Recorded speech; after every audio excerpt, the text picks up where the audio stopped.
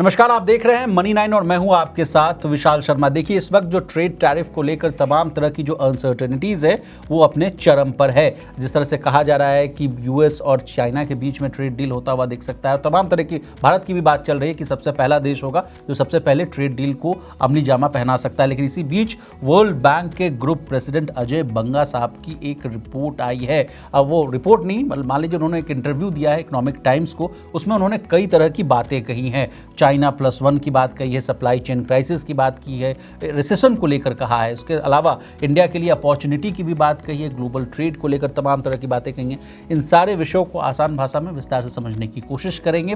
क्या वार्निंग दी है या क्या बड़ी भविष्यवाणी दी, इसको भी समझेंगे। तो हमारे साथ चर्चा में शामिल होने के लिए मौजूद हैं हमारे सहयोगी और वरिष्ठ आर्थिक पत्रकार Praveen Sharma sir, over to you. Ajay Banga साहब ने क्या कहा है, वर्ल्ड बैंक के ग्रुप प्रेसिडेंट हैं। बिल्कुल, देखिए अजय बंगा ने जो ग्लोबल टैरिफ का जो पूरा अभी एक अनसर्टेनिटी चल रही है उसको लेके कुछ बड़ी बातें ईटी को दिए एक इंटरव्यू में कही हैं।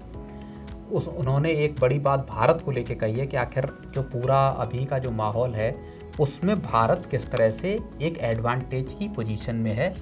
उन्होंने कहा है कि भारत के पास 5 साल का मौका है जिसके तहत वो चाइना +1 की जो पॉलिसी है, कह रहा हूँ, चाइना +1 का एक जो कॉन्सेप्ट है उसका भारत उसमें फ़ायदा उठा सकता है। 5 साल का भारत के पास वक्त है जिसमें वो पूरी की पूरी सप्लाई चेन का एक बड़ा हिस्सा अपने पास हासिल कर सकता है। अब वजह क्या है इसकी? चीन और अमेरिका के बीच में जो ट्रेड को लेके और टैरिफ को लेके जो रस्साकसी चल रही है उसमें अभी तक दोनों देशों के बीच में डील हो नहीं पाई। दोनों देश डील के करीब पहुंचते हुए दिखाई दे रहे हैं। इस तरह की खबरें आ रही हैं। टैरिफ को दोनों देश घटाने की बात कर रहे हैं और एक ग्लोबल ऑर्डर बनाने की कोशिश है। लेकिन इस सब के बीच में चाइना का क्या जो दुनिया भर में सामान बेचने का जो पूरा एक तरीका था, क्या वहाँ पे अब एक बड़ी दरार आने वाली है? क्या वो रुकने वाला है? और क्या दुनिया भर में जो सामान जा रहे हैं उसमें अब दूसरे कुछ देश एक हिस्सा हासिल कर पाएंगे? ये एक सवाल बार बार पैदा हो रहा था। और भारत चूंकि कोविड के वक्त से एक सप्लाई हब के दूसरे डेस्टिनेशन के तौर पर उभरता हुआ नजर आया है।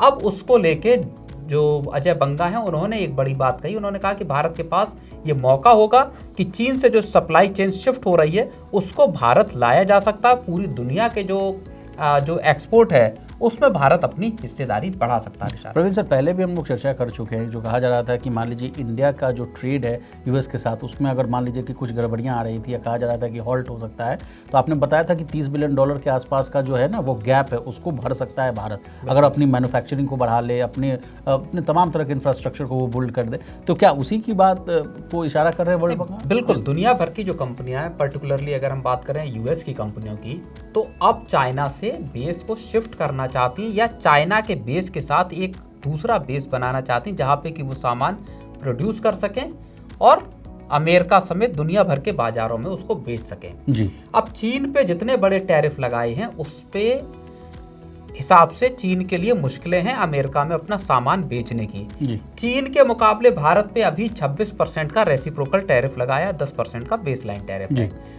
अगर सप्लाई चेन को शिफ्ट किया जाता है, भारत में मैन्युफैक्चर करके अमेरिका सामान बेचा जाता है, तो भारत के जरिए सामान बेचने में इन कंपनियों को बड़ा फायदा हो सकता है। टैरिफ का ही अगर आप हिसाब से देखें तो वो फायदा भारत उठा सकता है। कंपनियां चाहते हैं कि वो, इंक्लूडिंग चाइनीज कंपनियां, चीन की कंपनियां भी भारत की सरकार के साथ लगातार बातचीत कर रही हैं, चाहती हैं कि भारत उनको तवज्जो दे, उनको इन्वेस्टमेंट करने की इजाजत दे।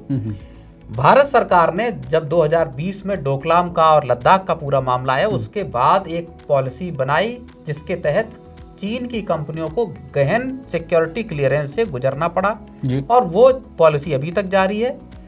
एक तय नियम नहीं बनाया गया कि सब कंपनियों के लिए इस तरह के रूल होंगे। भारत ने पॉलिसी बनाई कि कंपनी के आधार पर तय होगा कि उसको एंट्री मिलेगी इंडिया में इन्वेस्टमेंट की या नहीं मिलेगी। चीनी कंपनियां यहाँ आप छूट चाहती हैं। और दूसरी बात ये कहें, चीनी कंपनियां भारत सरकार के बनाए नियमों को, जिसमें कि उनको भारतीय कंपनियों के साथ एक जॉइंट वेंचर बनाना पड़ेगा, उसके लिए तैयार होती हुई दिखाई दे रही हैं। उसमें हमने पिछले कुछ वक्त में देखा एमजी की जेएसडब्ल्यू के साथ स्टेक्स में हिस्सेदारी हुई और अब हायर जो कि टीवी, फ्रिज, एसी वगैरह बनाती है, वहां पे हायर भी भारत की कंपनियों के साथ टाई अप करने या जॉइंट वेंचर बनाने की बात कर रही है। एयरटेल के का नाम सामने आ रहा है कि एयरटेल उसमें करीब $2 अरब का पैसा लगाना चाहती है और स्टेक एक लेना चाहती है जी। तो चीनी कंपनियां खुद भी आना चाहती हैं, ग्लोबल कंपनियां भी आना चाहती हैं। तो इंडिया के इसी फायदे का जिक्र अजय बंगा ने अपनी नहीं, अजय बंगा साहब ने ये भी कहा है सर कि इंडिया का जो पॉपुलेशन है और उसकी जो डोमेस्टिक खपत को बचाने की जो क्षमता है,